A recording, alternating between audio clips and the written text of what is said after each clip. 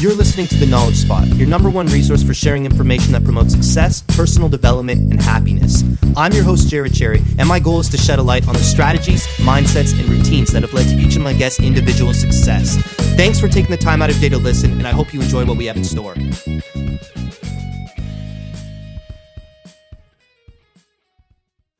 Hello everyone, and thank you for listening to The Knowledge Spot. Today I've got guest Thomas M. Sterner on with me, and Tom is an author, an entrepreneur, and public speaker. Tom, I would say the book that you're most well known for is The Practicing Mind. That's correct. And I gotta say, that book couldn't have come at a better time in my life. I had auditioned for the music program in a university, and at that time, my background in music was garage bands. So I know you're a musician, that's why I can talk music with you. So my understanding of music theory and ear training was non-existent. The audition was I played my part, I did really well, went to do the theory and ear training test, and left the room after about 5 minutes. Yeah, so I managed to get in, but I knew deep down that, oh boy, I'm going to have to work my ass off here. And that's when I stumbled upon your book, because I was really looking into ways to learn anything more effectively. So for listeners who don't know how I would describe The Practicing Mind, and you can feel free to jump in at any time, Tom, but I would say what you've done with that book is you've really dissected the learning process, in particular the part that is involves a lot of patience and frustration, the part no one wants to deal with. Yeah, I would say that's accurate. I think that what I tried to accomplish with the book was to help people understand both the more mental side, and if you want to call it spiritual, it's how we interpret the process of learning. We can interpret it as something that's fun and enjoyable, or we can interpret it as drudgery. Because anytime we develop a skill, we start with no skill over here on the left, if we're going to draw it linearly. Right. And then on the right, we have our road to mastery. And all that time in between there that we are involved in learning the skill, we have an interpretation of that, and we have a choice on how we interpret that. So that was one side of the book, and then the other side was understanding how the brain learns, and in particular, like what you're talking about. Most skills have a certain amount of repetition in them, whether it's a golf swing or music, and how the brain learns new skills, new motor skills, hand-eye coordination, and also behaviors. And when I say behaviors, I'm talking about how we react to certain situations. That's a behavior. It's a conditioned response. And once you begin to understand how the brain habitualizes responses and why it habitualizes responses, and then you also understand that you have a choice on how you interpret the process of changing that, then you get to a position where you are really in control and self-empowered. Right, and in your book, it's been a while since I've read it, so again, forgive me if some parts are a little inaccurate, but what I do recall is you believe that a large portion of the reason why we're misinterpreting the learning process or having the wrong perspective on it is that you believe our society these days is very much obsessed with instant gratification. Is that correct? Yes, we are. What drives marketing is creating a feeling of being incomplete in people. And what do they need to be complete? Well, whatever it is that you're trying to sell them. So that is really everywhere, and people need to understand that the marketing business spends millions of dollars finding out how to manipulate those feelings in people, and also how to instill the feeling of being incomplete. So we always have this feeling of, I'm not happy where I am and what I'm doing, and I want this feeling to go away. And how do I make it go away? Well, I need to get over there, wherever there is. There may be purchasing something, it may be accomplishing something, it may be achieving something. Whatever it is, that is what drives marketing, and it's the tool. It's the main tool for marketing, and it's used 24/7 in our culture. So yes, we are driven to feel incomplete, and that sets up a feeling of unhappiness, and we're looking to solve that. Right, and I realize this might be a hard question to answer, but I'm wondering, do you believe that this need for instant gratification, is this only a recent phenomenon, or if you look back in history, do you think we'd see this same pull to marketing as you described it present in history throughout time?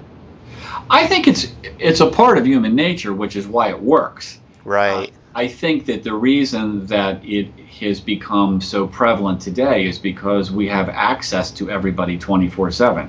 We have access to everybody in the world 24 through the internet. And interestingly enough, what they're finding, and this is something for perhaps later in the interview, but they're finding that we are losing our ability to focus on things because of all the marketing that is coming at us and the hyper pace of our daily life.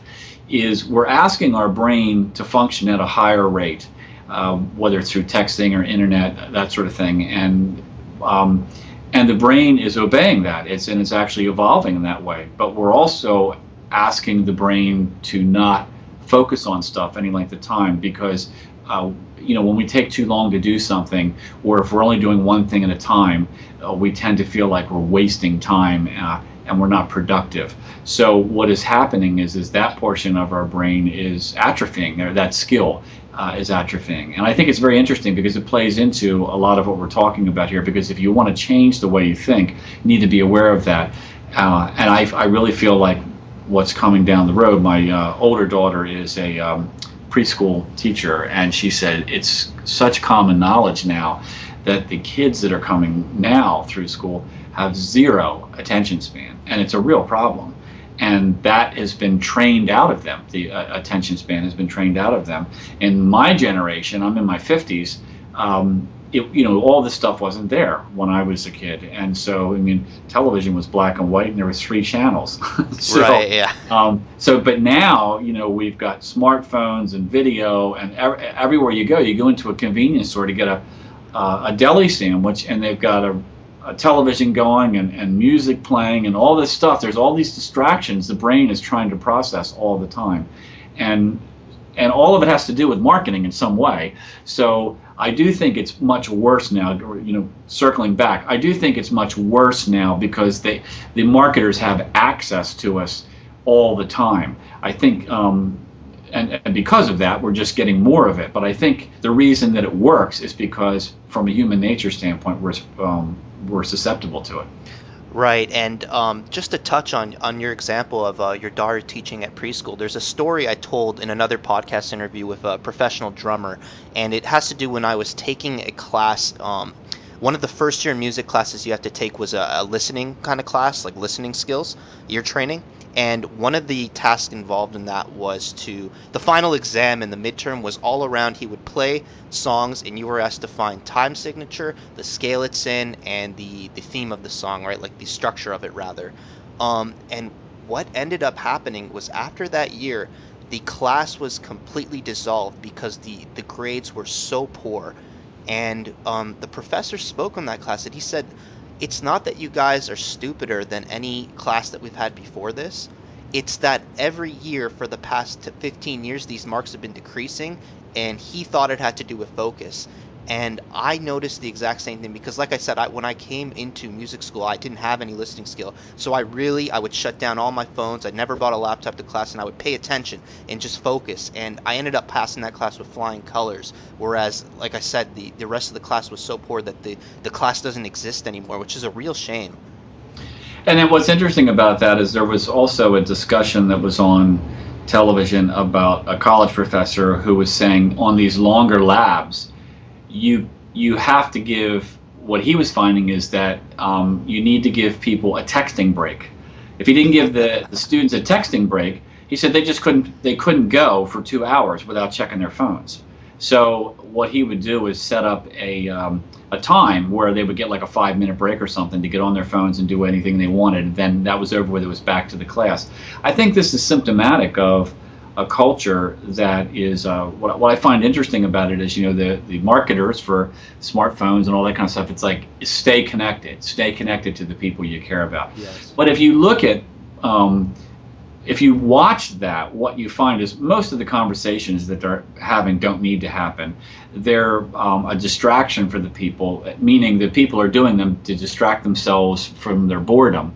And it becomes so habitual that the people can't sit still, they can't be still, they don't know how to stop their mind from constantly being in motion. And when they want to, that it is a skill, and it's a faculty that they haven't developed. So it's a real serious problem, and it's getting worse. And as I said, it's going to get worse in the next generation, because they're starting from a place where they're inundated with this from childhood. For people in my generation, it didn't start until I was probably in my late 30s, early 40s. If you look at my father, who's in his 80s, this is what you see.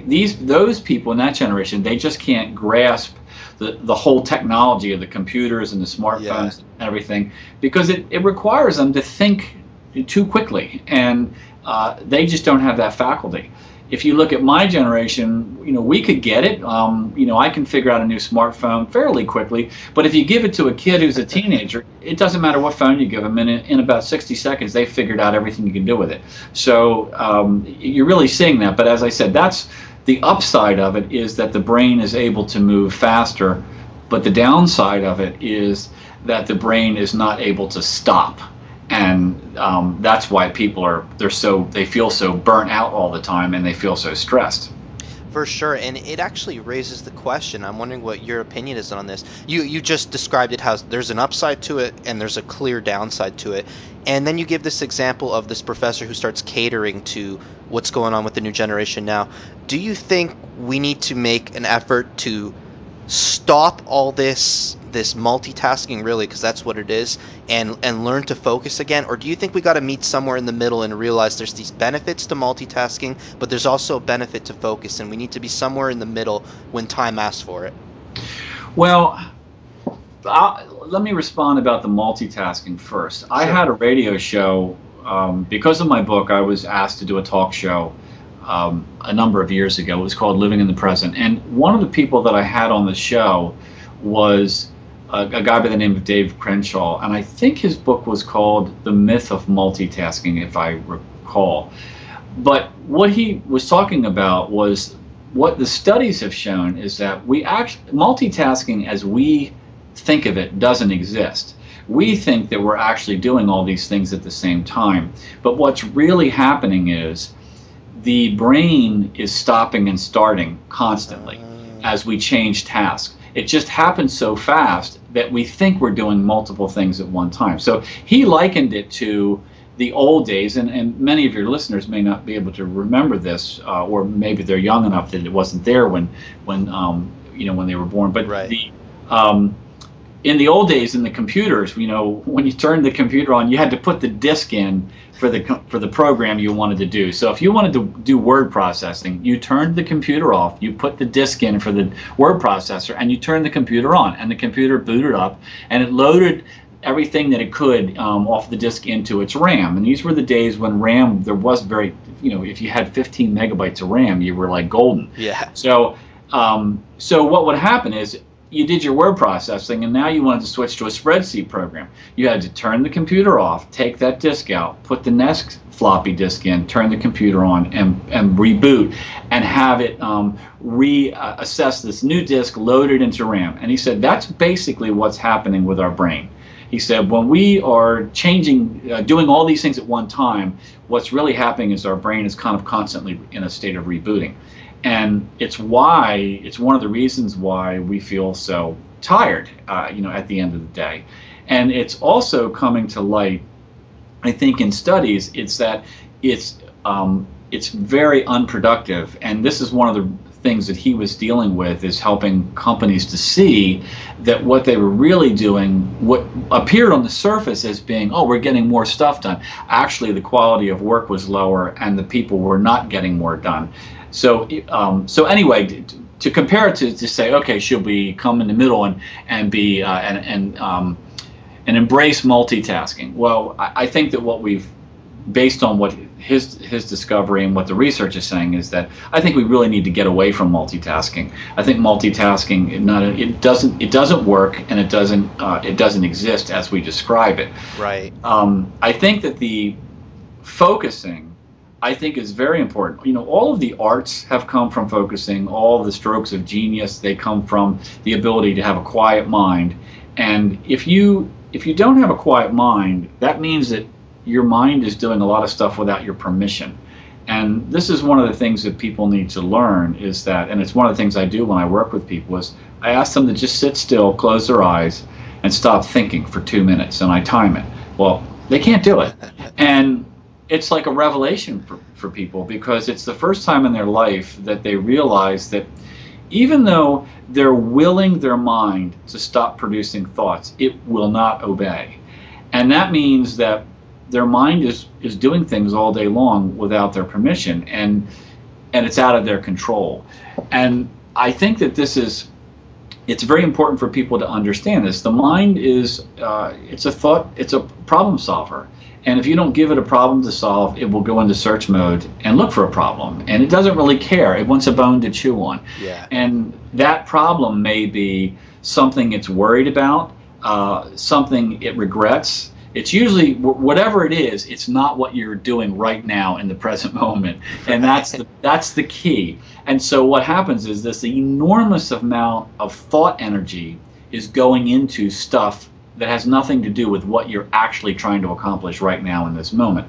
It's tiring you out. It really lowers your efficiency and your productivity, and you're not aware of it. And one of the reasons that it wears you out is because thought is a vehicle for stress.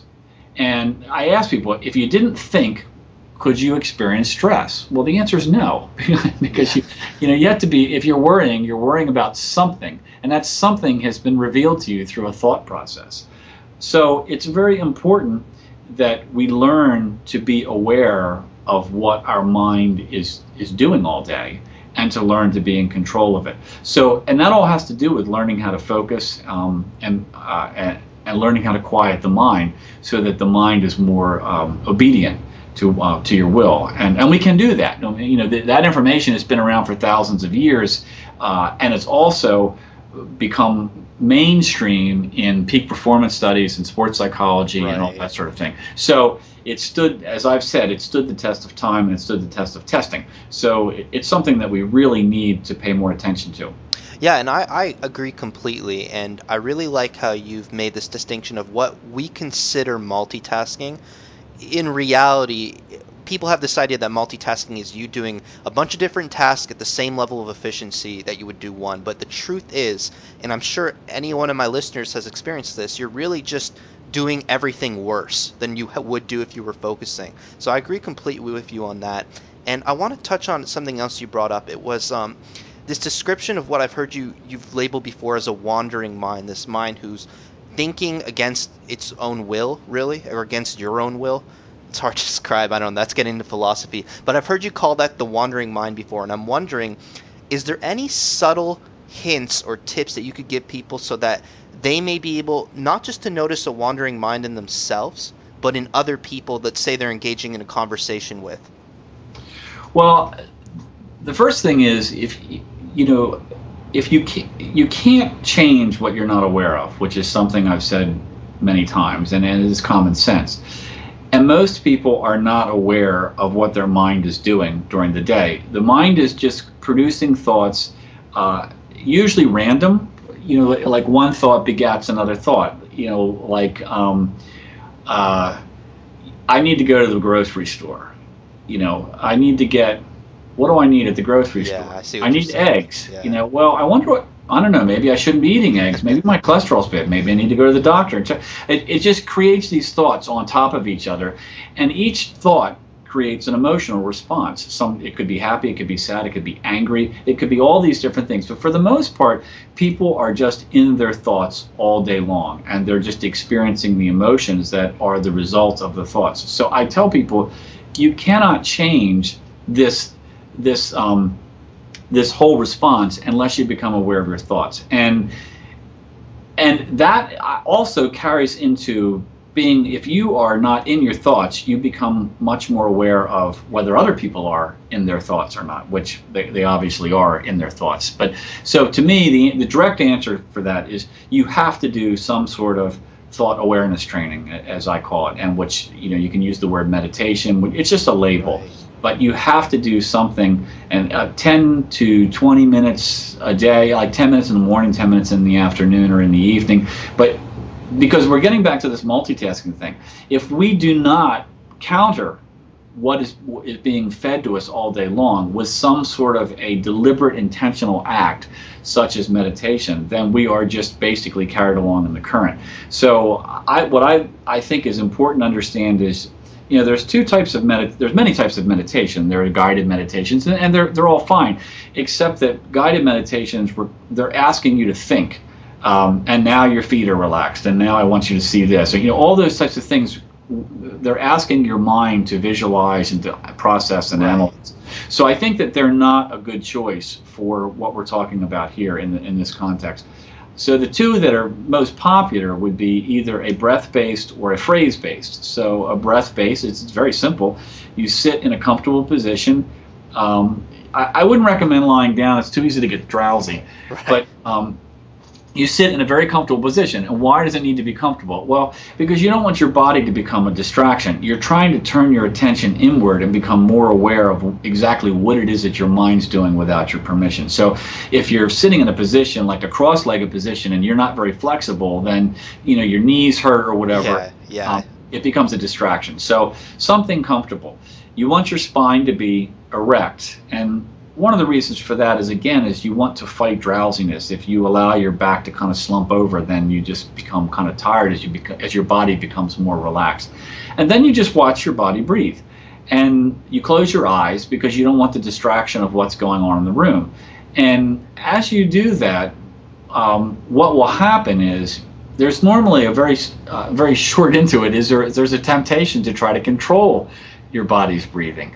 And so you'll think, well, I'll slow my breath down. That's got to be better. I've always heard that. I'll breathe deeper. All this, and all that's thinking. It's the mind's way of deceiving you and going, oh, okay, well, I want to think. So how can I deceive this person into letting me think? Well, I'll control the breath, and then I get to think about how I'm breathing, and you just want to stop that, and you just want to just sit there and watch your body breathe. It's been breathing since you were born, and it doesn't need you to instruct it. So you do that, and what will happen very quickly is the mechanics are simple.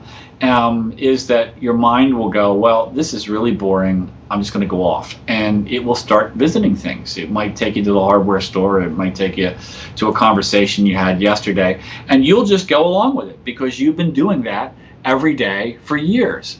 And because you're trying to intentionally become aware of what your mind's doing, you'll wake up at some point. Initially, it may take you a minute or 2 minutes, but you'll wake up and you'll realize, oh my gosh, I'm having this conversation with this person at work, and I'm supposed to be watching my breath. And you pull your mind back. You pull your attention back to what how your body's breathing and watching it. And the phrase-based, by the way, is the same thing. The phrase-based may be easier for us in the West because it does give your mind a bone to chew on. It does give it something to think about. Right. I think it should be 3 words or less, and something very simple. It can be, I'm quiet, I'm still, something that you find is easily repeated or heard. You don't actually mouth the words, but you hear it in your head.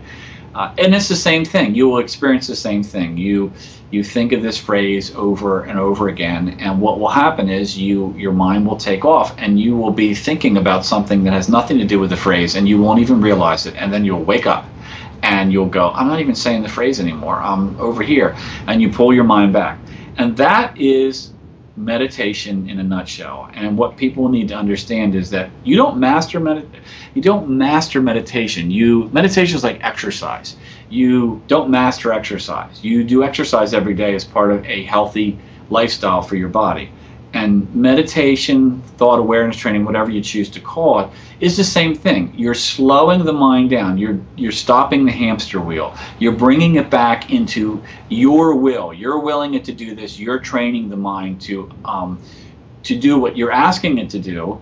And that will strengthen, just like any other exercise. Your will become stronger, your mind will become more obedient, and you will become more aware of what your mind is doing. And you will begin to separate from your thoughts, and you'll start to become more of an observer.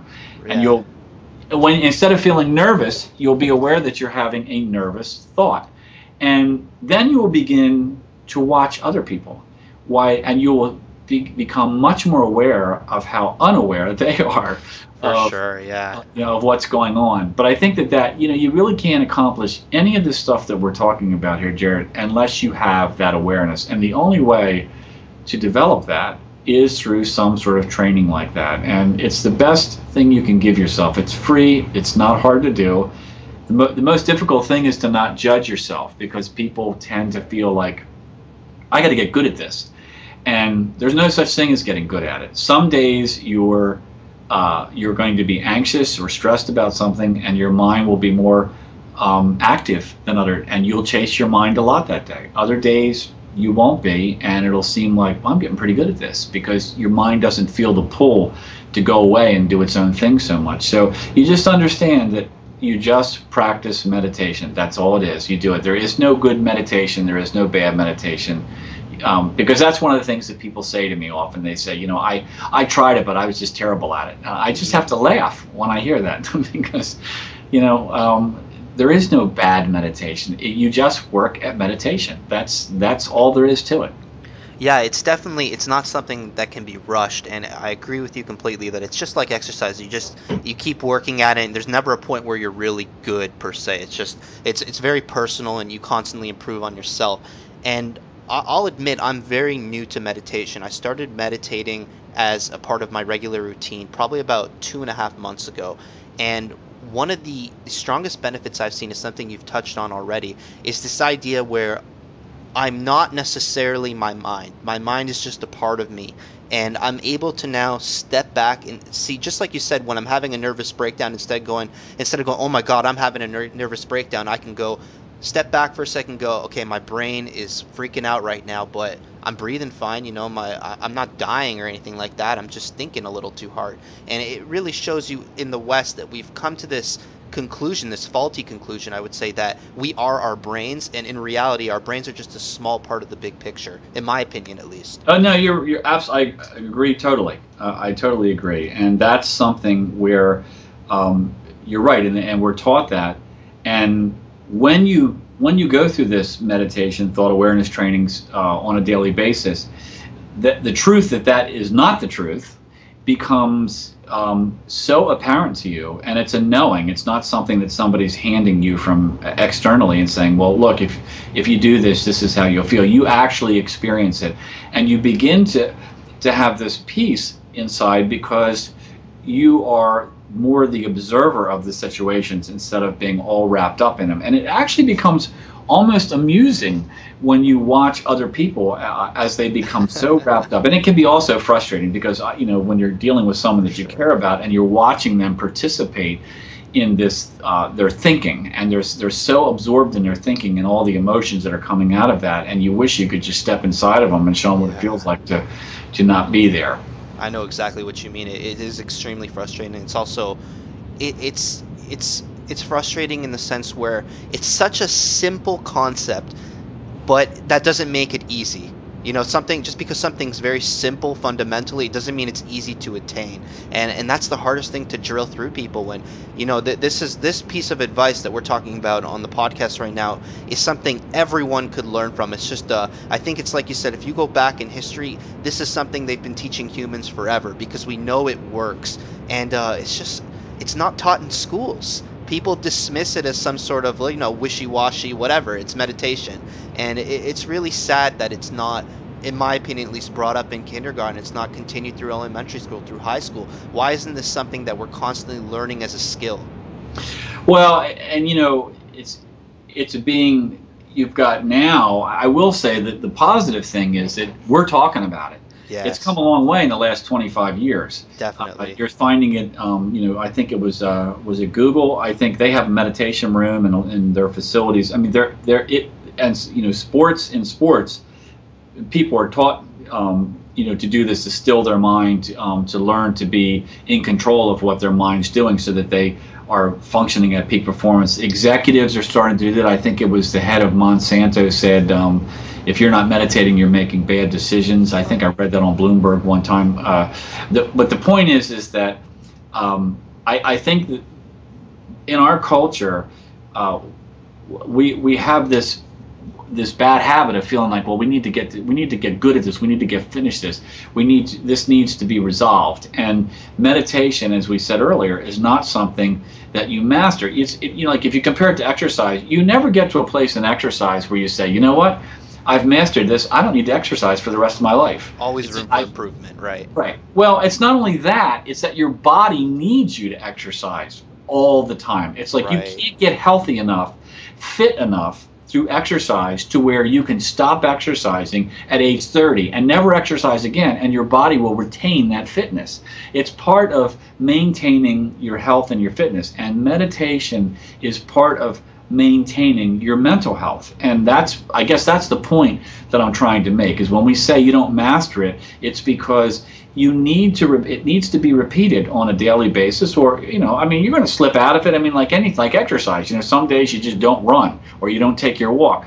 But what you don't do then is go, well, I stink at this, I'm not going to stay up with it. No, you just bring yourself back and start walking again. And the same thing with meditation. There are days when either you're just exhausted or you're just really agitated. And even though, one of the people I studied yoga with said that's the most important time to meditate, but it's also the time that you're most resistant to it, because you just feel like, I'm so agitated. I just have all these thoughts. I just want to let these thoughts run through my head. I want to be angry. All these things are going through your mind. But it's just very important to realize that you don't master it, so you don't have to worry about mastering it. Just meditate, and whatever you do, however you experience it that day is how you were supposed to experience it that day.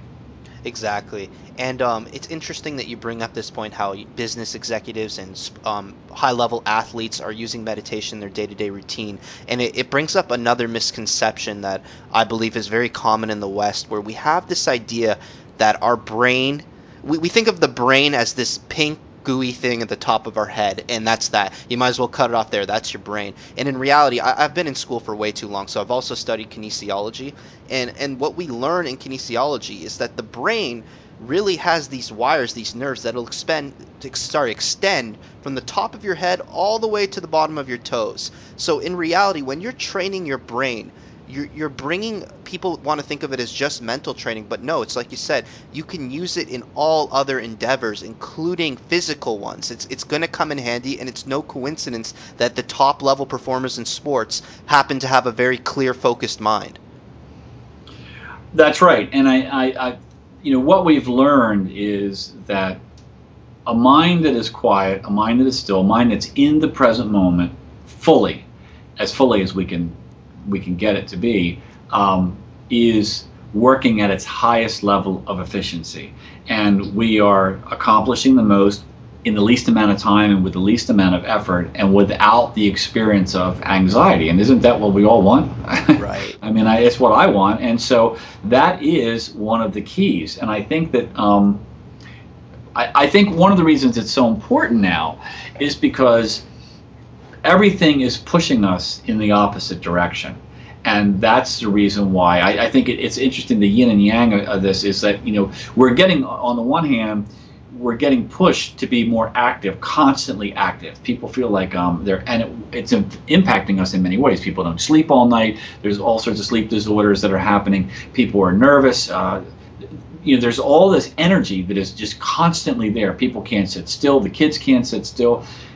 And on the other hand, we are having this discussion because this is that I think that is driving on the other side, where all this anxiety and agitation and energy is driving that people are looking for answers. I just want it all to stop.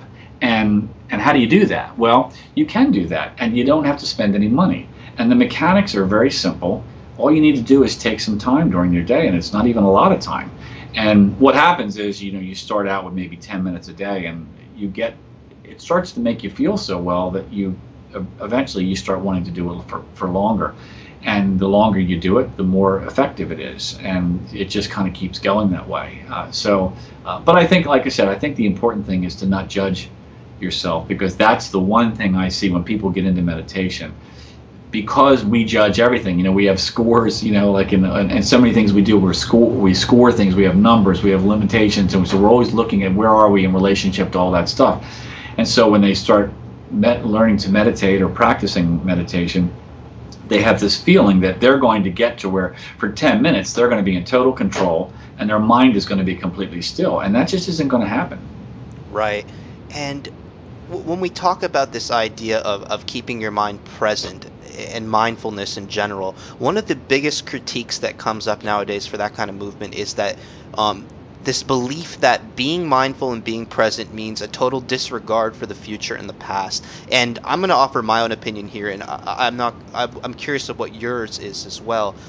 When I think of mindfulness and being present, to me, the understanding is that sometimes in the present moment, there is a time to think about the future and a time to reflect on the past. So it's not that I'm ignoring my future responsibilities and not planning for them necessarily. It's that I understand there is an appropriate time for that and I react accordingly.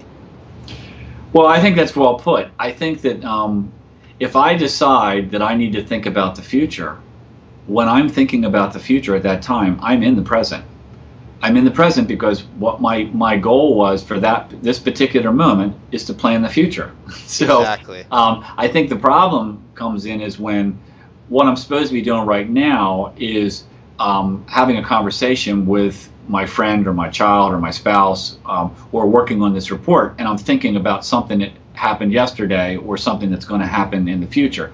That's really, to me, is what we're talking about. Exactly. And also, I think the point should be made that I'm a sailor, and sailing is a really good metaphor for being in the present moment, because when you leave, there's a saying that when you leave the marina, you've reached your destination, because when people go sailing, the reason they pick a destination is so they have someplace to sail to, right, so they can experience sailing. Now, if going back to your point initially about the problem with mindfulness is that it doesn't it disregards the future and the past. Well, I would to me, being mindful is not like if you took the rudder off of a sailboat and you put it out there in the wind and you were very conscious of what the wind was doing, but you had no way of steering the boat. You would be in the present. You would be sitting there being mindful of everything that was going on, but you wouldn't be moving the boat towards a goal. And I think that that's an important distinction to make. I think that it's important to have a goal, but if I want to sail from here to a harbor that's 20 miles away, if all I'm focusing on is when am I going to get to the harbor, which is in the future, then I'm ignoring what the wind is doing, what the tide's doing, what the current is doing, and how I most efficiently make the boat move towards that goal and of reaching that harbor. If I know where I'm going and I know what the destination is, and then I apply all of my energy. Oh, you just cut off, Tom. Can you hear me? Based on what I have right now, then I am in the present, but I'm aware of the future and moving towards the goal. And that, to me, is really what you want to accomplish. Right. And sorry, just making sure you can hear me now, Tom? Yes. Okay, yes. Good. We cut out for a second there. Yeah, I agree completely. That's a great metaphor to describe it with the sailing. I do want to take a little bit of a shift here because a lot of people, myself included, are interested in your entrepreneurial side. And from what I understand, you started your first business when you were 19. Can you describe that a little more? Yes. When I was in college at the time, I was a musician, and I was not majoring in music, but I was taking music courses, and I was had lost interest in my major, and I was trying to, big surprise, like that never happens to somebody in college. And I was trying to figure out what I wanted to do. Well, I had I was very detail oriented, and I liked working with my hands, and I had a total passion for the piano. I love the looks of a grand piano. I couldn't walk by a grand piano without touching it. It's a beautiful instrument. And so somebody suggested to me that I get into high-level piano work, doing concert work and rebuilding, which was really work that you would do for only on big concert grands and things like that, because it was very expensive work, and it required a lot of expensive tooling. And I was fascinated by the idea. So I decided to, I was still in college, but I decided to start looking into that. And I did, I found that I did very well at it. In fact, by the time I was 23, I had pretty much every credential that was offered in the field. And I also got into it at a good time, because there were no young people in it. It was a trade that had, mostly older people. Right. So in my area, everybody was retiring when I got in it, and they all gave me their business, and I just basically catapulted to the top. And so I ended up having one of the biggest remanufacturing shops, certainly in a 4-state area and probably on the East Coast. And I also had all the concert work and a lot of the high-level people in the area. So I was extremely successful at that. And I had when I walked away from that business, I had 2.5 years of remanufacturing work booked. I finished it, and when I decided, I should back up. When I decided to get out of that business, I had 2.5 years of work. So it took me 2.5 years to finish the work so I could fully leave the business. But I was working, my concert schedule was constantly full. I was getting phone calls from managers of artists, many people that you would know from all over the world, saying, we're sending this piano in, we want you to prep it for the guy, and here's his phone number and all that sort of stuff. And I also had a very business door-to-door service business. I was working 7 days a week, almost 80 hours a week, and I realized that I needed to get out of that, because I couldn't keep the pace up. I knew I couldn't keep the pace up until I was 65.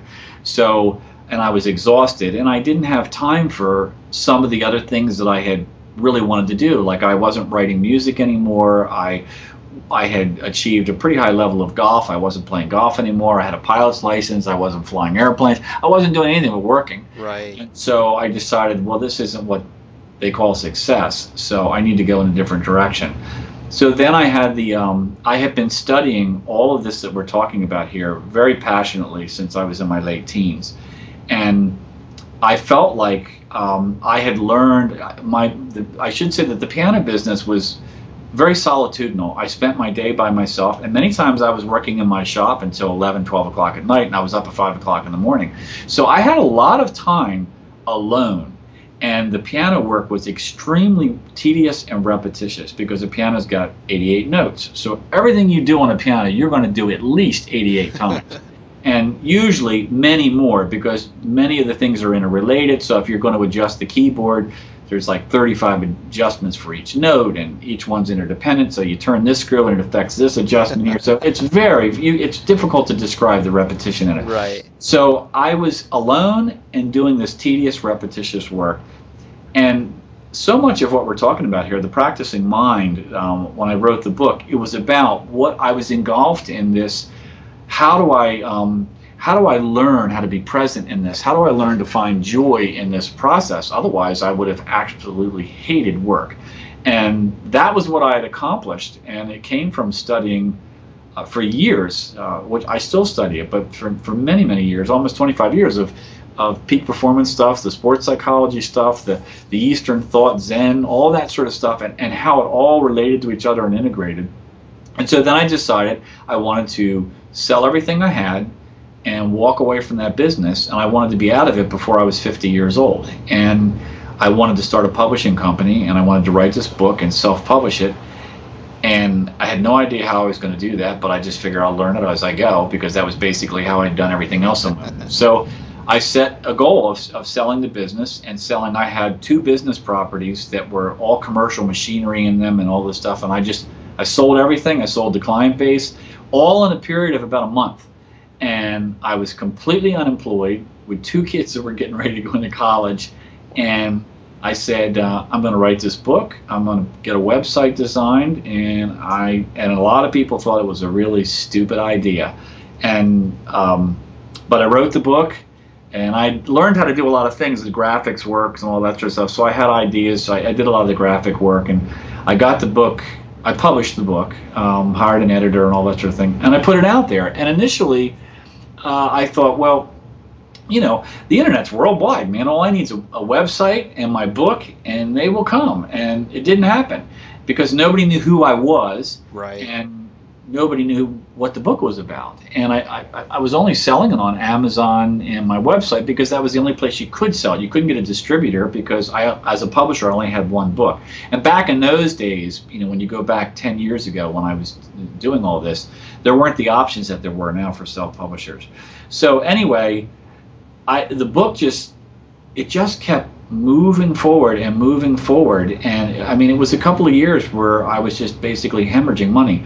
But it just kept picking up pace and picking up pace. And then it eventually got to the point where I actually had hit #1 on Amazon twice for stress management, but it was making me more money than I had made in the service business.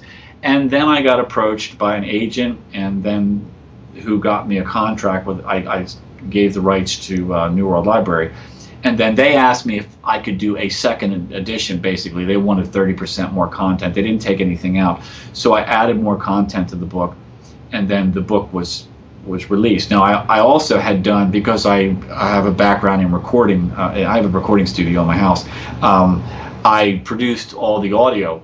I did the audio version, I wrote all the music, I did all that stuff, and so that was selling very well. And so that got me to there, and now the book it's in all the major languages. It's worldwide.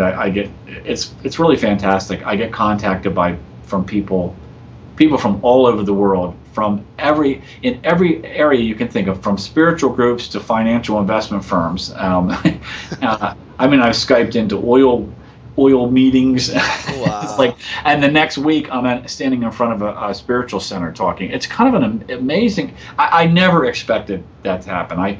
I couldn't have imagined it. That's the reason why I never expected it. So now I'm writing the follow-up to it, but I have and I've created. The one thing that kept coming back was everybody that contacted me was saying, I wish the book was longer. I wish there was more. I just want more of this. And so besides, I decided to write a follow-up to it, but I created the Practicing Mind Institute, which I came up with that idea last year. And we're going to launch in a matter of weeks now. It's been a lot of work, but there'll be some online courses. There'll be a membership thing, and and we can talk about that later. But it was an answer to everybody asking me for more, more, more. And I thought, well, at first I thought, well, all I got's the book and speaking engagement. I mean, I did a lot of presentations all over the place, but I thought, what do I have that people can get from anywhere in the world? Well, I don't really have anything. I need to put more together. So that was where the concept for the Institute came from. That's cool, and I'm excited to see that when it launches. And I gotta say, your book is amazing. And now what I'm wondering is, you brought up this event that happened where you released the book, and obviously you're extremely confident in the ideas behind the book, and for good reason. Like I said, it's an amazing book, and it touches on universal lessons that all humans could learn from. But as you mentioned, you bring out the book. Obviously the content's amazing. You believe in it, and there's a question of marketing where it's like you said, you don't really have many means of getting the book out there by word of mouth or by the internet, other than Amazon and your own website. And you said that the book on its own, not on its own, you didn't say that. You just said the book slowly started gaining steam. And I'm wondering, is there anything that you did directly to help that book get more popular? Well, the caveat or catch-22 when you first release a book is the book's not earning you any money, and you need cash to market the book.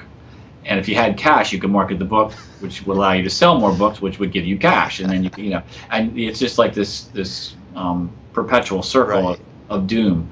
I would say that there are avenues, whether it's through people like Ingram, who will help you get the book distributed and all that sort of stuff, or Amazon has gotten much better. They've really aimed themselves at helping authors get published, and they're looking to take the work away from the big publishers. And actually the major publishing companies, I think, are really struggling at this point. And part of that is because they really don't have a whole lot to offer.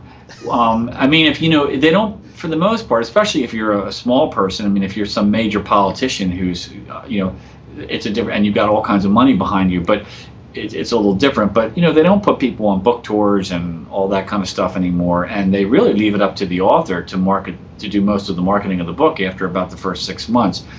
And then after that, you're putting your own money into the book, and they're getting a portion of every sale. So I think that self-publishing is becoming, from what I've heard from my agent, is that it's grown like tenfold, in the last couple of years, because people are looking for another way of getting the book out there. So now there are other ways of doing it, whether, like I said, so it's through Amazon, whether it's through somebody like Ingram. But I will say this, I think it's very important, what I learned, and it's a lesson that everybody can take something from, and that is that we have a bad habit when we choose a goal of, and immediately after we pick the goal, we assign a time frame as to how long it should take to accomplish this goal. And most of the time we do it subconsciously, and generally we have very little, if any, real data to support this time frame that we've come up with. And I know that I did that with this book. When I first published it, I thought, well, the first thing I got to do is get out of this business, because I actually wrote the book in the early 1990s, and it sat in a Word document on my computer for over 10 years. And because I kept trying to get it edited and everything, but I just couldn't, because I was working 7 days a week, I just couldn't pull it off. I didn't have the time. I had young kids and all this other stuff, and then when they got into high school, I was always at sporting events and everything that you go through. So I couldn't get the book published, and I couldn't do my work and create this new business at the same time. So that was the reason why I decided, you know what, I want to spend the second half of my life being of more service to a greater number of people. And I also wanted a business that could grow exponentially. Like, the problem with the service business that I had was I could only, because it was an artisan business, I could only ever make as much money as the amount of work I could personally do in a day. And even though I kept getting more and more customers, I wasn't earning more and more money, because I could only do so much in a day, and the work itself ethically would only support a certain fee structure. I mean, you just couldn't double your prices, because it wouldn't be ethical. Even though you could do it and people would pay it, I just couldn't live with myself with that. So anyway, what ended up happening was I made this decision that I needed something like a book, where, if Amazon said we need another 1,000, I just sent it to them. I didn't have to sit down and physically write 1,000 books out by hand and then send it to them. I just sent them another box. And so to me, that made a lot more sense as I was getting older to go in that direction. So that was one of the things that really I had carefully considered and said, I need to spend the second half being more creative and doing more work with people, trying to help the world on a bigger scale. And I also want a business that can grow as big as it wants, and I can allow it to happen. So what I learned was that I had these unrealistic expectations. I expected within a year and a half that I was going to be where I am now. Right. and that didn't happen. And so the reason we need to mention that is because what happens is we begin to judge where we are in relationship to this fictitious time period that we've come up with in our head, and then that begins to reflect on our sense of success and self-worth and confidence, and we start, I'm really not very good at this, and I thought this was going to happen sooner, and because it isn't happening sooner, I guess I'm not very good. And a very quick story that I've told many, many times, because it illustrates this so well, is I had someone who was middle-aged that changed careers, and I was coaching them. They called me for a coaching thing, and the person had changed from a corporate job, and they wanted to be a visual artist. And so when I asked them, what is going on, what's the problem, they said, well, I've been at this new career learning to be a visual artist for 6 months, and I'm not very good. And I said, well, they said, I'm not as good as I should be. And I said, well, how good should you be? And there was dead silence. And the person said, well, I don't really know. And I said, well, if you don't know how good you should be, how do you know you're not better than you should be for someone who's been in it 6 months? And again, it was this silence. And the person said, I didn't really think of that. And I said, well, if you could do what you're doing now, if you had this skill level 6 months ago, would you have felt you were good? And they said, oh yeah, I would have felt I was really good. I said, so it's not that your skill level isn't increasing, it's that your perception of what good is changing. And they said, yeah. And so I said, so what's the problem? And they said, you're right. What is the problem? It isn't a problem. But the point is that this is what happens when we, as entrepreneurs, we get these preconceived ideas of it should take this long for this to happen. We should be here at this point on the path. And when it doesn't correspond to that, we begin to judge where we are and think that we're not progressing as quickly as we should, or when actually we may be doing quite well. And was doing quite well, but because I had assigned this time frame to them that was completely unrealistic and inaccurate, I was judging where I was based on that and really struggling internally with it. Gotcha. So would you suggest for entrepreneurs who do have a product or a service where they know deep down this is something that's going to help people and this is something I have a lot of confidence in, do you think it's just a question of them putting it out there, and does it come back to that saying, if you build it they will come, except maybe ... eventually? Well, I think that the biggest thing is is getting people aware that it is there, and that, there are ways of doing that now, with the internet, but you have to look at how you're going to spend your money, because everybody has a budget when you get into this. Like, for example, one of the mistakes that I made was direct mailing. Well, direct mailing, or something like, say, a Facebook ad, is not a very good way of marketing yourself if your item is a small ticket item. So, for example, a book. You have a book. The book sells for $15. Well, I was actually contacted by Facebook at one point, and they said, we'll do an ad for you. And, well, the ad was going to cost $1,200. Well, that's not a very good application of a Facebook ad for something that costs $15, because, now I got to sell an awful lot of them before I even break even. If you're selling, say, an online course that costs $500, $1,000, well, now it's a great deal, because if they're going to reach thousands of people and you're going to get, say, 1 to 1.5% sales off of that, well, if they reach 25,000 people, you're making a whole bunch of money. Gotcha. I like that. So that's the reason why I think you need to look at stuff like that. And that was where I went wrong with the direct mailing, because initially I put probably $5,000 into direct mailing, but it didn't occur to me at the time how many units I was going to have to sell just to get the $5,000 back. But that was because I was naive in that area. I was very good at marketing my services, which I had been doing for over almost, I guess, around 28, 29 years. I had learned how to do that, but I wasn't very good at considering all the things of using the internet and using something like direct mailing. So I would say you have to look at what your product is and how much it's going to cost you to advertise, and how many units you're going to have to sell, whatever that is. Because even if you're a coach, well, coaching is a unit. A session with a client is a unit. Right. And so if you're charging $200 for a session or something like that, how many of those sessions are you going to have to sell before this ad that cost you $3,000 is going to pay back? So I think that that's the sort of thing, but that you need to consider. But man, there's so many ways of marketing. YouTube and all that sort of thing that's free. I think you really need to look into that, and also have a realistic. Maybe the best realistic expectation is to not have an expectation, and I think you should have a fail-safe. In other words, I think you should say, I've known several people that have gotten into businesses with products and they've depleted themselves completely financially because they just kept going and kept going and kept going. And I think that at some point, I remember one guy said to me, he had pulled back. He said, I need to refill the coffers. I need to go back to what I was doing and making money to get more money, to do this marketing. And I've known other people that basically ended up in bankruptcy because they just kept going when they just didn't have the resources to do that. So I think it's important to have a point in your head, like, look, I'm going to do this for a year and a half or something like that.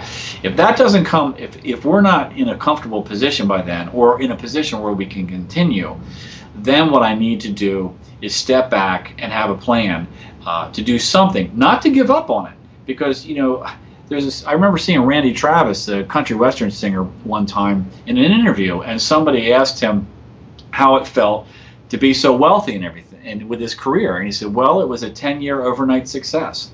And what he did was he told this story where he and his wife, they were washing dishes, they were working in restaurants, they sold their house, they did all this stuff trying to get where he ended up.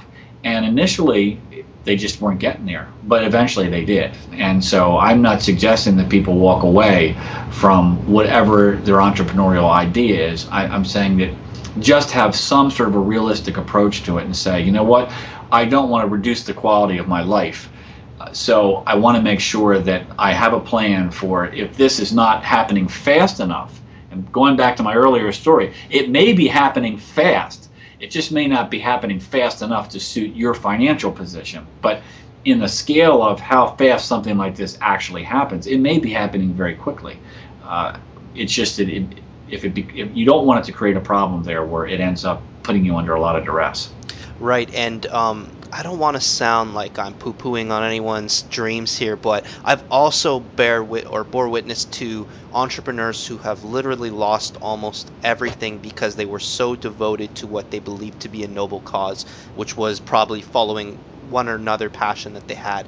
And at one point, at least in my observations, it's this thing that's propelling them to stay in their business and to keep working on it is really an ego thing. It's about, I'm right, this is going to work, I don't make mistakes, people are wrong, just give them time, it's going to work.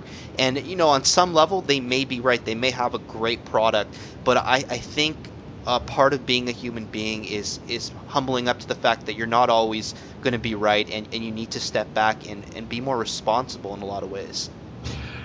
Well, you're completely right. I also think the struggle comes from the longer you stay in it, the harder it is to walk away from it, because you have this feeling of, well, I've put all this time into it and the success could be another month away. And if I just stuck with it, I would see that. And, so it becomes this emotional thing. It becomes difficult for you to pull yourself away from it. And so it is, because generally when people go into anything from an entrepreneurial perspective, it's something they feel strongly about. And so, and many times it's they're walking away from a job they hated to do this thing that they really wanted. And, there's that old saying, do what you want, do what you love, and the money will come. And so, people tend to latch on to that and, and keep going when it's not good business sense. And so I think it's just important to keep all of that in perspective, to just, don't let yourself become so sucked into this feeling that I'm just going to stay with this and go down with the ship if you get in that position. But at the same time, if you see that, if you give yourself some time frames, then you're in a position where you're always in the present moment and you're always thinking clearly, not emotionally. And I've known people that have started down a path that wasn't happening quick enough for the amount of money that they had, so they stepped back, got another job. And in fact, a close friend of mine is doing that right now with a business that she started. She took on a corporate job that she is going to do for a short period of time just to refill her coffers. And it's a job that she walked away from, a number of years ago. And, she just accepts it as that she's not giving up on what she wants to do. She just realizes, well, she does have a mortgage to pay. So I think that's, there's no disgrace in that, and it's not a defeat thing. And the other thing is that so much of whether people are successful or not just depends on how much money you can get your hands on. I mean, it's how much, it's so easy. Somebody said it's a lot easier it's a lot easier to make $600,000 than $60,000. And the point that they were making is, if you've got all this money coming in, you have access to so many choices. Right. If you have no money, you can't, which is where I was initially. When I started the book, I couldn't spend all this money I had from business sales and everything. I mean, I had bills to pay and kids going to college, so I had a limited amount of money I could put into the book. Now, if I could have hired somebody, if I could have given out, say, $20,000 to somebody to promote it and to get me on television and all this other stuff, I might have been in a different position. And that's what I'm saying. It's like, it's easy when you have unlimited cash flow or a lot of cash flow to work with.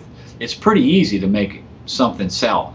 But when you're working on a strict budget, and that's what I see over and over again with the people that I meet that are entrepreneurs. They only have so much money to spend, and they're trying to spend the money wisely. And many of them make mistakes as they're learning, and they spend money it was a lot of money to them, and they spend it on something that doesn't yield any real income, but the money's gone. So that's one of the realities of being an entrepreneur. Yeah, learning from your mistakes is just a part of it, and it's just like you described when you started writing this book and starting your own publishing company. You were making tons of mistakes along the way, and it's part of the process, like you talk about in your book. It is part of the process, and you need, like, to me, when you absorb yourself in the process of what you're doing, the goal just flows towards you. The story I told in the book about the Olympic archers, I thought it was interesting. I was very big in target archery for a while, and so I used to read on that, and I read this story about, this is just for the benefit of your listeners, about an Olympic archery coach, and this was back, I believe, in the late 70s. The Americans were not very competitive against the Asians, and it was because of the distinction of the two different cultures. The Asians had grown up with this Zen mind, present momentness, and so they were completely absorbed. When they shot an arrow, they were absorbed in the process of drawing the bow and letting the arrow go. That was where their mind was at. The Americans' mind was drawing the bow was something they had to do so they could let the arrow go and see if they got a bullseye. Right. They were super attached to the moment the arrow hit the target, that was the goal, and that was the takeaway. So what was happening was the Asians they would just be absorbed in this process of drawing the bow, and they would just get bullseyes.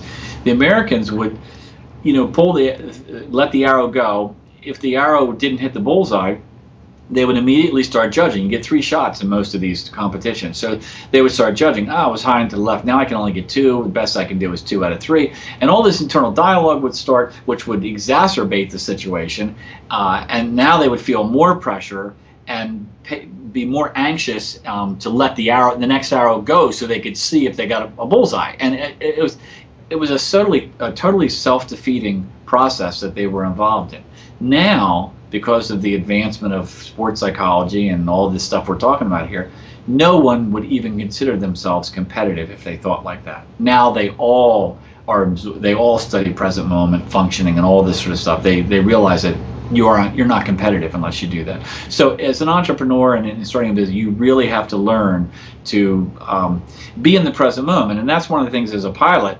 They stress, like I've always said, if the engine quits, you can scream all the way to the ground, or you can analyze the situation and make decisions. And screaming all the way to the ground does not resolve the problem that you're in. All it does is make it unpleasant. So it's a very difficult thing to make yourself do when everything is going wrong. But at the same time, when you realize that yes, but getting all angry and upset does not fix the problem. It only makes the experience of the problem worse. So when you can really get that and you really understand it, then you have the inspiration and motivation to push that aside and become more involved in what are the solutions. Let's focus on the process of what we're doing and where we're at right now. Right, and I really want to drive home that what we're talking about here, it probably to a lot of listeners, it sounds so simple, and yes, it is simple, but it's like I mentioned earlier, just because something's simple, it doesn't mean it's easy. It is much easier as you're falling to your death, and I've never piloted before, so maybe I'm wrong, but I imagine it's much easier to just shut off and start screaming and crying and just wishing it was over, rather than do what might be the right thing and try to survive and live through focus. There's an easy route and there's a hard route.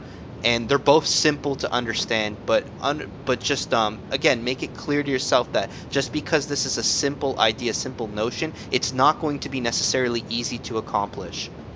Well, yeah, we can go back to meditation. The mechanics are so easy Right. to describe. It takes a few seconds, few sentences.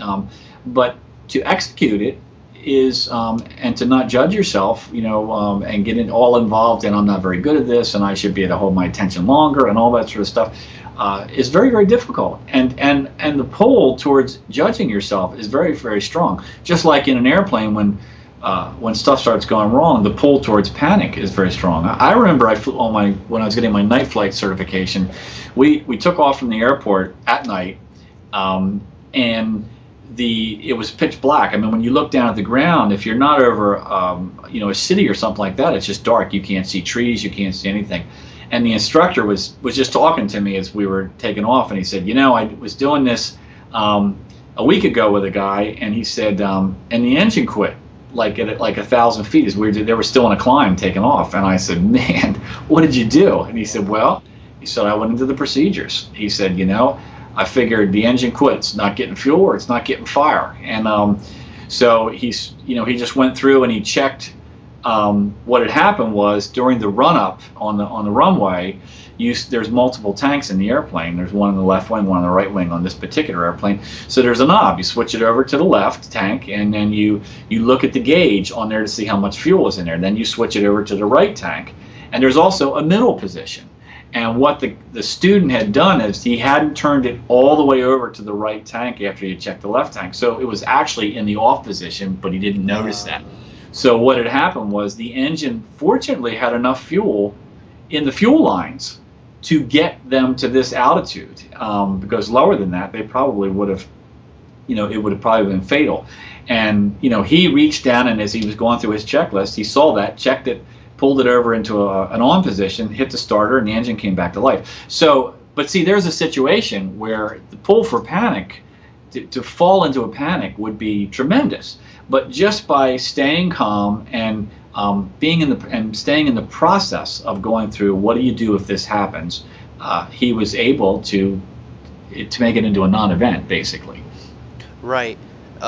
Yeah, I agree completely. I do want to come back to the idea or the story you told of the archery, the Olympic archery competition, because as you were saying it was all coming back to my head. It's a beautiful metaphor for the distinction between the East and the West, and something I've been meaning to ask you, because as I understand, you've studied both Eastern and Western philosophy. So obviously, throughout this conversation, we've highlighted the benefits of learning a lot of Eastern traditions, a lot of Eastern bits of knowledge. But I'm wondering, is there any bits of knowledge from the West that you have found invaluable? Well, to be honest, if you study the Western philosophies, they all had contemplative practices. So, we in this discussion, we were talking a lot about Eastern thought in regards to meditation, but if you look at the monks and everything, they have a very contemplative history of sitting in they call it a cell, but it was their room in solitude. They would approach meditation differently. I mean, they may sit on the floor and bow their head, and they may recite, say, like a rosary type of thing, which is basically a mantra. But it was the same thing where they were trying to stop the extraneous thoughts and calm their mind, and because that would open them up to other experiences. So I would say that there's not as many. The dogma might differ, but the core of the philosophies is really pretty much the same. Yeah, a universal lesson again that all humans can learn from. Absolutely, and as we also said, is that now that they've done all these studies, decades of studies now at universities and everything, and the benefits of meditation and how it activates certain areas of the brain, it changes all sorts of stuff in the body. Now we've used all this empirical studies to show that, well, the reason people experience this in the East is because this is what's actually happening. Right. Whereas the people in the East didn't care why it was happening; they just wanted to master it. If you want to call it, well, I shouldn't say master. They just wanted to participate in it. Right. The people in the West, we tend to want to know, well, why is it? Why? That's the polarity. We want to know, why is this happening? We want to be able to explain it in a paper, and so. But we have done that, and we're still learning. But but as I said, that's why we know these things they've been proven out as basic truths on how we function at our highest level, and that's the reason why we need to dedicate ourselves to it much more. I agree. Tom, we're running out of times here, so just to finish off, do you have any books, real people recommendations, movies, anything that you think would help an entrepreneur on the verge of launching his or her product? And, let's talk about entrepreneurs specifically in a position that we're similar to yourself, where maybe the capital isn't amazing per se, but you have some wiggle room and you just want to see your stuff start taking off. Any bits of advice?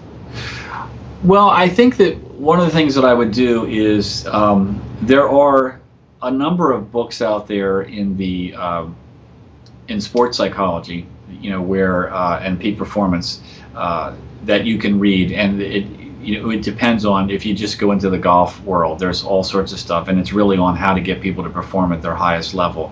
I think that there's an interesting book that I read that can get a little medical-y, if I can make up that word. It's called The Shallows by Nicholas Carr. I think that's an interesting book because he was a guy that he was experiencing, he thought it was middle-aged brain rot is what he called it, but he had been a voracious reader his whole life, and he was finding that he was having trouble concentrating for any length of time. And he said, he'd sit down to read a novel where before he would sit there for 5 hours and read. Now 15 minutes into it, he would say, I think I need to go check my email. And what he realized through all the studying was what we were talking about earlier at the beginning of this, is that we are training our brains to not focus, and we need to. And he did all this research with other people, and he found that other writers and this was across the board, that everybody was having this problem. It wasn't something that he was just experiencing.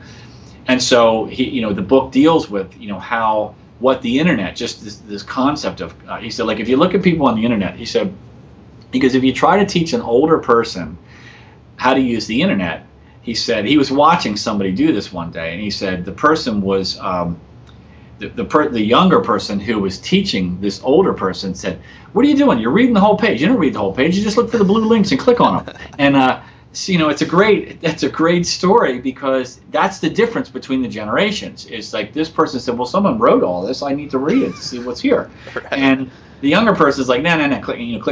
And he said, there are benefits of that. Like if you want to do research, he said, you go out to Google, you type in this thing, and boom, all this stuff is there. He said, that sure beats going to the library and sitting there paging through all these books and taking notes and everything. He said, so there's a value to it.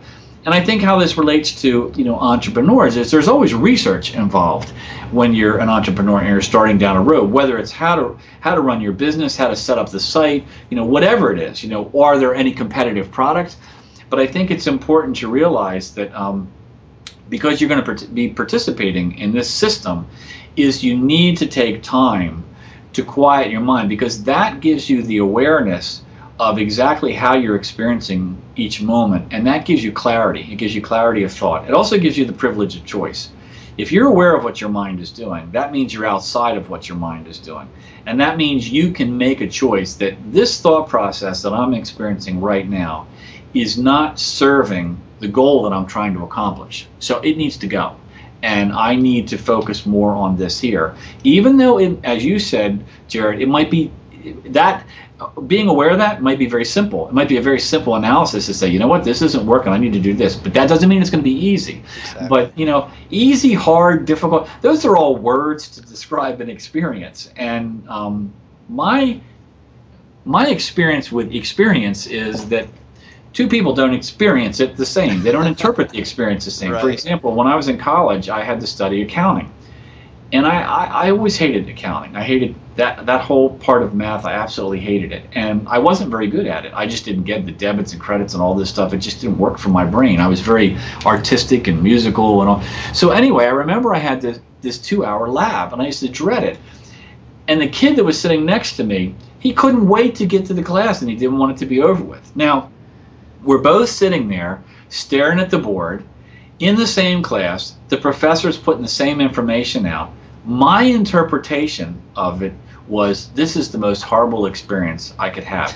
His was, I can't get enough of this. The information wasn't good or bad. The information was neither. It was just my experience versus his experience. And that's the point I'm trying to make. It's like, so many times what we call a horrible experience, like I said in the book, the show, there was a show on television, The Joy of Snakes. I was like, are you kidding me? Like, this guy was like, he just couldn't get his hands on enough snakes. Like for me, it was like, I don't think so. I don't need to find a snake in my yard, and I'm certainly not going to go looking for them. But, so there's a situation where I would consider not a pleasant experience at all, but this guy was like, isn't this the coolest thing in the world? So in general, what some people might consider a bad experience in entrepreneurial, like, I just lost all this money. This is terrible. Well, I saw a thing one night on a guy that was an entrepreneur. Now, he lost $400 million in this startup idea he had. And he said, I've made money and I've lost it. I'll just go on, I'll come up with another project, So, I'm looking at that and I'm thinking, if you had $400 million, why don't you just quit? But for him, it was, no, that was just working money because he wanted to make $4 billion, So Right. My point is, it's always relative, and we have a choice. Well, even stuff we think is not always great, it depends on who you are, and how you interpret it determines what the experience is actually, what you're actually experiencing. Exactly. Perspective is everything, and I think a big mistake a lot of people make is, again, their ego kicks in, and they're in this state of mind where, I know what I'm doing, I'm pretty sure I'm right, I don't need to hear anyone else's opinion. And if you truly want to succeed in life, I think a big part of it is accepting that you're not always going to be right, and having a willingness to learn. And again, I'm going to plug in your book here again, Tom, The Practicing Mind. This is a great first step for a lot of people. I know for me, it helped me in a lot of ways, more than just my music. It's kind of like Tom said, it was inaccurate that I describe it as just a dissection of the learning process. There's a lot more going on in that book. So thank you again, Tom, for coming on this interview. This was awesome. I feel like I learned a lot. I really appreciate it, and I would tell your listeners, if it's okay, that they can certainly find out more about me on thepracticingmind.com. The Practicing Mind Institute won't be live for a couple of weeks, but I'm happy to meet them. They can write to me off the site. I do coaching, all that sort of stuff. But many times I enjoy meeting the people and talking to the people. So please connect with me if you have the opportunity. And if they want to find you on Facebook or Twitter or anything like that, what are they? I have Facebook. It's Practicing Minds, the Facebook, and also Twitter. And you can get to all of those off of thepracticingmind.com. That website is several years old. It's going to be integrated into the new site, but it was really more to sell the book, or to market the book and to put it out there when it was reissued as a second edition. But like I said, they can contact me through there. The coaching section is up for the Practicing Mind Institute. All the other stuff, the online courses, the membership thing, all that sort of stuff isn't up yet because the site isn't finished. But we're working as hard as we can. It's a lot of work. I'm looking forward to it, man. And again, listeners, if you want to find him, just search for The Practicing Mind, and keep your eyes out for the Practicing Mind Institute. Like I said, I know I will be. Thank you again, Tom, man. I really appreciate you taking the time to do this with me. It was awesome. Absolutely, Jared. I really appreciate you connecting with me and offering me the time. Thank you so much. That's it for today's episode. If you guys like what you heard, follow us on Twitter at _theKspot.net, search for The Knowledge Spot on Facebook or SoundCloud, or check us out at www.theKspot.net. Lastly, if you guys have any questions for me, I plan on doing my own personal Q&A sessions through YouTube, so email me at contact@theKspot.net.